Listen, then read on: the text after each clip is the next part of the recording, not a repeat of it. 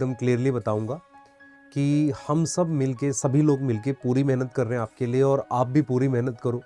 कुछ एक मैसेज जो बच्चों के मेरे पास रिसेंटली आ रहे हैं, उनमें से कुछ एक ऐसे मैसेज थे जिस पे मैं एक डिस्कशन भी करूंगा आपसे जल्दी से जल्दी, कि जहाँ पर एक बच्ची ने बताया था कि सर मैं बहुत मेहनत कर रही हूँ, 2 साल से मैंने एकदम घर को त्याग दिया, बिल्कुल छोड़ दिया, उसके बाद भी जाकर मतलब मुझे ऐसा लग रहा है कि इस साल सिलेक्शन नहीं होगा, या मैं डर रही हूँ। तो ये उस बच्चे की कहानी नहीं है, वैसे बहुत सारे बच्चों की कहानी है जिन्होंने बहुत ज़्यादा सेक्रीफाइस किया, बहुत ज़्यादा खुद को मतलब अलग रखा फ्रेंड से, सारी चीज़ों से, और उसके बाद भी अभी वो फील कर रहे हैं कि शायद इस साल क्या अचीव होगा हमें पता नहीं।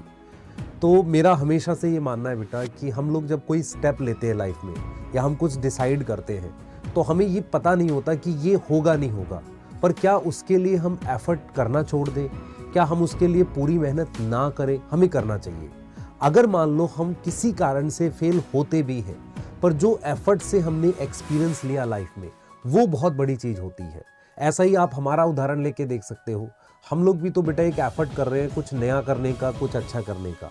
तो हम क्या मान लो ऐसा सोचें कि हम फेल हो गए तो क्या हो गया? नहीं बेटा, हम तो सिर्फ ये देख रहे हैं कि लाइफ में क्या मतलब क्या हम अगर कुछ सीखेंगे, कुछ करेंगे बच्चों के लिए, क्या कुछ और कर सकते हैं। जैसे अभी आजकल हमारा सबका पूरा फोकस क्या है बेटा, कि डाउट के अराउंड कुछ करने का है। मतलब हम कहीं ना कहीं एक ऐसी कुछ चीज लाने की कोशिश कर रहे हैं जो डाउट के अराउंड हो। मतलब डाउट पे काफी ज्यादा बच्चों का परेशानी रहती है। जैसे मैं बेटा मतलब बहुत लंबे समय से मतलब बच्चों को पढ़ा रहा हूँ। अब मैंने 3 साल से ज्यादा मुझे ऑनलाइन पढ़ाते हुए हो गया। जो सबसे बड़ी प्रॉब्लम मैंने फील की है बच्चों के साथ क्या है, कि कंटेंट हम अच्छा पढ़ा देते हैं, लेकिन उसके साथ दिक्कत क्या होती है, उतने सारे कंटेंट को वो लास्ट में इकट्ठा नहीं कर पाते। आप खुद भी देखो, आपने फिजिक्स, केमिस्ट्री, बायो सारा पढ़ा था, क्या आप सारा कंटेंट समेट पा रहे हो?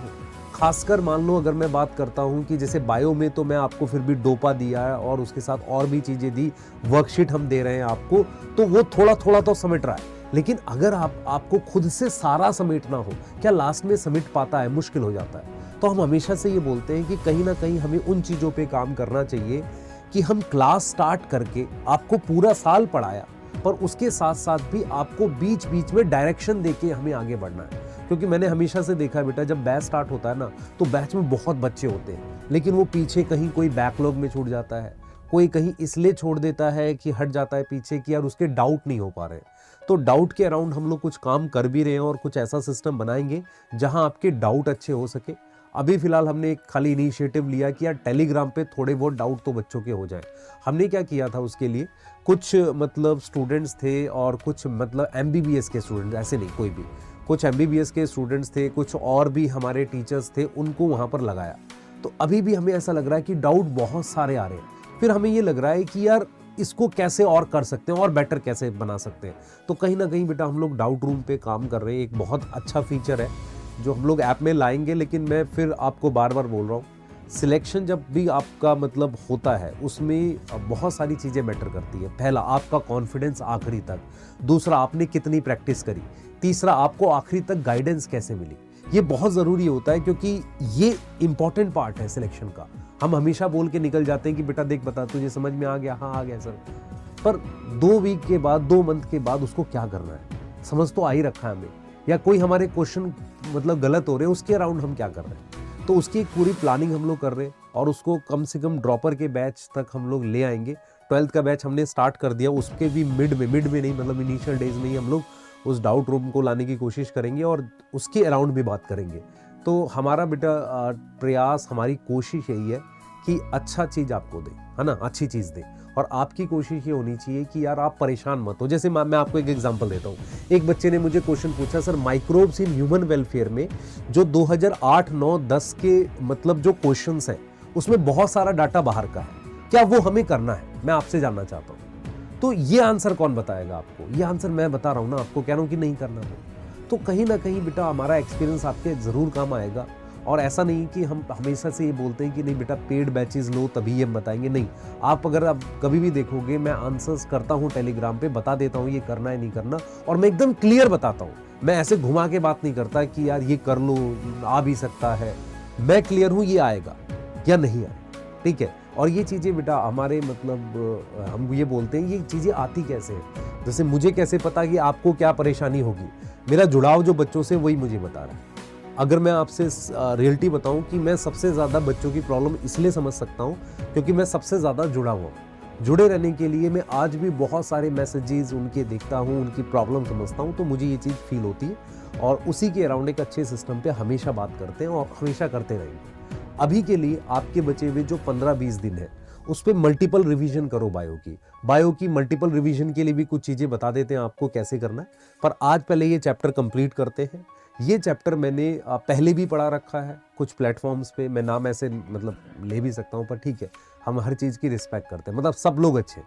मैं तो हमेशा बोल रहा हूँ कि सब लोग अच्छे हैं, सब बच्चों के लिए काम कर रहे हैं, किसी से कोई लड़ाई नहीं है। बढ़िया से पढ़ो, मस्ती में पढ़ो, आप ये सब देखो ही मत, है ना, कि कौन क्या बोला है, नहीं हम वो बोलते ही नहीं। अभी क्या है कि सब लोग पढ़ो मस्ती से, एकदम पूरा फोकस रखो पढ़ाई पे, ठीक है। चैप्टर को स्टार्ट करने से पहले आपके पास क्या क्या होना चाहिए? आपकी टेबल पर एक एनसीईआरटी होनी चाहिए, एक रफ रजिस्टर या कोई नोट्स का रजिस्टर आप लेकर बैठ जाओ और साथ के साथ छोटा छोटा लिखना स्टार्ट कर दो। सर छोटा छोटा क्यों? क्योंकि 1-2 पेज में पूरा चैप्टर लिख लोगे ना, 3-4 बार रीड कर लोगे तो फिर ये परमानेंट सेट हो जाएगा ब्रेन में। तो इसके कोई क्वेश्चन गलत होंगे उसके बाद, हाँ वही गलत हो सकते हैं जो बहुत ज्यादा डीप आए। सर बहुत ज्यादा डीप आ गए तो क्या करेंगे बेटा? पर मैं तेरे से ये भी तो कह रहा हूँ ना कि अगर तू 2, 2.5, 3 घंटे में कोई चैप्टर पढ़ता है तो उसके बहुत डीप क्वेश्चंस तेरे को आने भी नहीं चाहिए। अगर तू ईमानदारी मेरे से पूछे तो फिर हम बैच में इस चैप्टर को 12 घंटे में क्यों 3 घंटे में चैप्टर कराया और आपको 100% आ गया, ऐसा नहीं है। अगर आपको उसका 80, 90, 80, 90, 60, 70% आता है और आप क्वेश्चन कर पाते हो तो ठीक है। तो जो भी वन शॉट्स हम पढ़ाते हैं, जो भी ऐसी चीज़ें हम पढ़ाते हैं, उनका मेन पर्पस होता है कि आखिरी समय में अगर आपको रिवाइज करना हो, अगर आपने ये चैप्टर नहीं किया है, आप करना चाहते हो, तो आप इसको कर ले जाओ और क्वेश्चन भी हो जाएगा। लेकिन बहुत डीप क्वेश्चन, बहुत ज़्यादा एनालिसिस वाला क्वेश्चन किसी के भी वन शॉट से नहीं हो सकता। ये सच बात है बेटा, इसमें कोई ऐसा हिडन नहीं। आप भी सोच सकते हो यार, मान लो मैं खुद आपसे सिंपल सा पूछूं कि अगर मान लो आपकी 1 रोटी खाने से पेट भर जाएगा तो 3 खाओगे ही क्यों, है ना? तो 1 रोटी थोड़ी भूख मिटाएगी। तो वन शॉट इसीलिए होते हैं।